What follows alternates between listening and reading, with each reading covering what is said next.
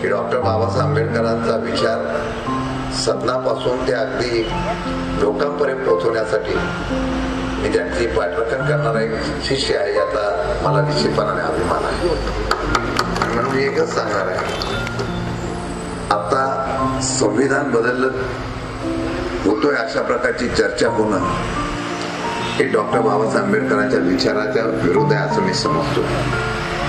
देशाच्या स्वातंत्र्यानंतर आज अशा प्रकारची चर्चा होणं हा तुमच्या आमच्या बाबासाहेब आंबेडकरांच्या असलेल्या आपल्या सर्वांना विचार करण्यासारखा आहे. आपल्याला एवढंच सांगेल, उद्याची लढाई ही लोकशाहीची आहे.